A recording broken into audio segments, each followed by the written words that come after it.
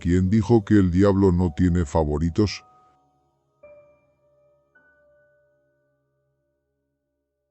El mito de Paganini empezó cuando un día su madre aseguró que vio al diablo en un sueño y el demonio le dijo que su hijo sería un violinista famoso. A partir de entonces su padre le obligó a estudiar música durante 10 horas al día. Hola, seas bienvenido a Misterios y Leyendas MKTOO. Hoy te presento al violinista del diablo.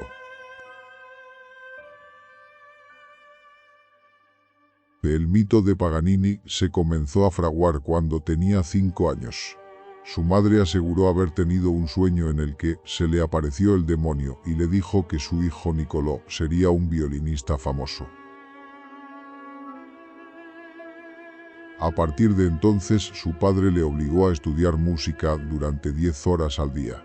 Rápidamente comenzó a dar muestras de su enorme talento musical y con 6 años dio su primer concierto, a los 9 hizo su primera gira y a los 16 ya era mundialmente famoso.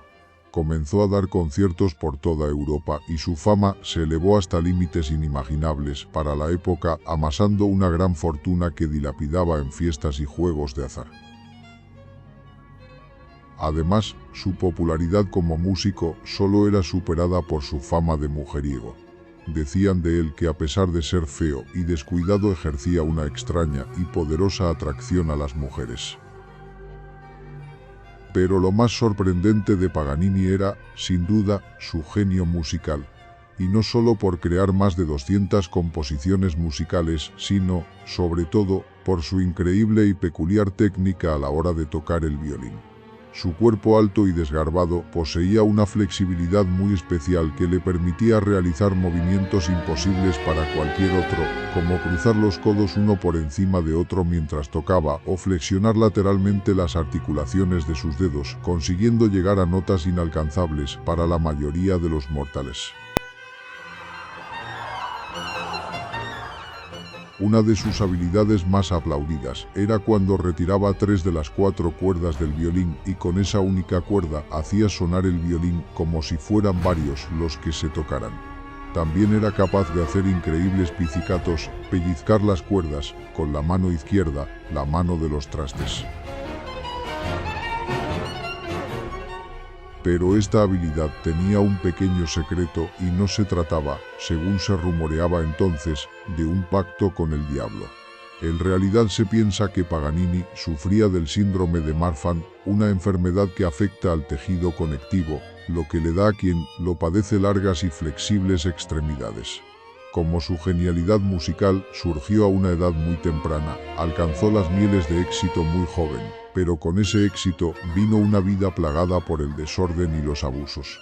Paganini, con tan solo 16 años, llegó a perder tanto dinero que en varias ocasiones llegó a dejar empeñado su violín para poder cubrir sus deudas de juego. Pero al final terminó librándose del vicio y nunca más se acercó a una mesa de apuestas. Paganini era capaz de tocar a la espectacular velocidad de 12 notas por segundo. Ese es el tiempo que la mayoría de los músicos tardan en leer 12 notas.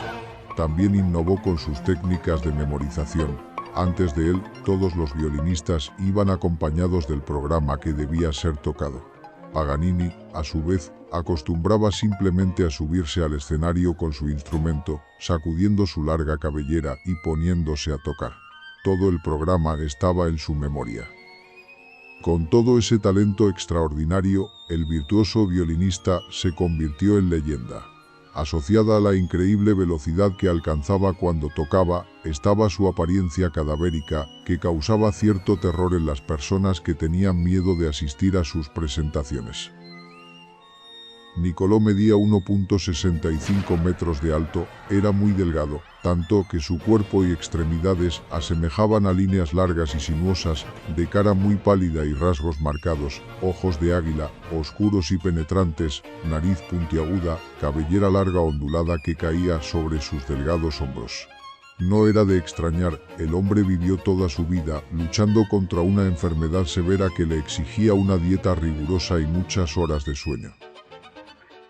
Un crítico del diario La Gazzetta Piemontese, después de escuchar uno de los conciertos de Paganini, escribió: «Tiene algo de diabólico, una habilidad casi sobrenatural.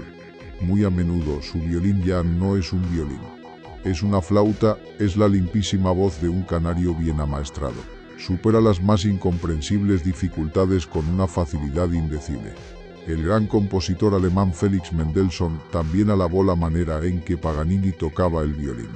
Su ejecución, sin equivocaciones, está más allá de lo imaginable, porque él es tan original, tan único, que se requeriría un análisis exhaustivo para poder expresar una impresión sobre su estilo. Obra y muerte. Las obras de Paganini incluyen 24 caprichos para violín solo, 1801 a 1807, 6 conciertos y varias sonatas.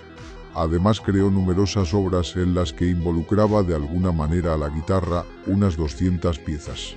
Su técnica de arco exquisita influyó a músicos como Johannes Brahms, Sergei Rachmaninoff y Franz Liszt, quien, fascinado por su imaginativa técnica, desarrolló un correlato pianístico inspirado en lo que Paganini había hecho con el violín. La salud de Paganini se fue deteriorando a causa de una tuberculosis diagnosticada en 1819. Después de dejar de dar conciertos en 1834, de sufrir 2 fuertes episodios de hemoptisis y de intentar combatir las secuelas de una sífilis que también padecía, falleció en Niza el 27 de mayo de 1840. Tenía 58 años. En su lecho de muerte se negó a recibir los auxilios de un sacerdote, por lo que el obispo de Niza le negó sepultura religiosa a sus restos mortales. Su cadáver fue embalsamado y solo pudo recibir sepultura muchas décadas más tarde, en 1876, en el cementerio de Parma, lugar donde reposan hasta el día de hoy. La leyenda de artista maldito, genial y diabólico de Niccolò Paganini, por descontado, lo perseguiría incluso después de muerto. Algunos historiadores afirman que el cuerpo de Paganini fue exhumado en diferentes ocasiones, pero hasta la fecha nadie sabe los motivos. Sin duda uno de los grandes misterios que ha dejado Paganini, todos los recordarán como el mejor violinista de todas las décadas. Era tan bueno que el mismísimo diablo quedó atónito con su música. Espero que te haya gustado la historia. Desde ya les mando un gran saludo, misterios y leyendas MK2.